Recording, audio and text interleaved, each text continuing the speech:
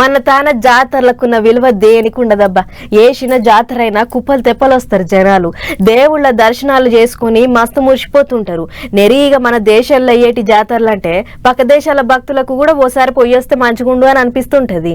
అట్లా మన కాడ అయ్యేటి జాతరలకు వేలు లక్షలు కాదు కోట్లల్లో వస్తుర్రు జనాలు. ఐదో నాడు కూడా ఆగబట్టలేనంత మంది వచ్చారు మహాకుంభమేళాకు. ఉత్తరప్రదేశ్ రాష్ట్రంలో ఉన్న ప్రయాగరాజులో 3 నదులు కలిసేటి త్రివేణి సంగమంలో తానాలు చేసేందుకు బగ్గ గదిలొచ్చారు భక్తులు. వేలు లక్షల కాదటనుళ్ళు కోట్లలో వస్తున్నారట. దేశమంతటికించి ఒక భక్తులే కాదు, హిమాలయాలలో ఉండేటి సాధువులు, నాగ సాధువులు, అఘోరాలు, పీఠాధిపతులు, మఠాధిపతులు, స్వామీజీలు, గురువులు ఇట చాలా మందే వస్తున్నారు. దేశంలో ఉన్న అన్ని రాష్ట్రాలకించి భక్తులు బండ్లు కట్టుకొని వస్తున్నారు. ఒక్క మన దేశం కెంచే కాదు పక్క దేశాలకించి కూడా వస్తున్నారు. అంటే చిన్న ముచ్చట్న ఇటువంటి మహాకుంభమేళ 140 ఏండ్ల కోపాలు అవుతుంటది. అందుకనే గంతగానం వస్తున్నారు అన్నట్టు. వేరే దేశాలకించి కూడా తెల్లోళ్ళు వస్తున్నారు ఈ 3 నదులు కలిసేటి కాడ తానాలు చేసేందుకు. ఇక అక్కడికి పోయేటి భక్తులకు తినడానికి ఉందానికి తక్లీఫ్లు ఏమన్నా ఉన్నాయేమో అనుకునే గయ్యేం లేవు. అన్ని సౌలతులు చేసిర్రు అక్కడోళ్ళు.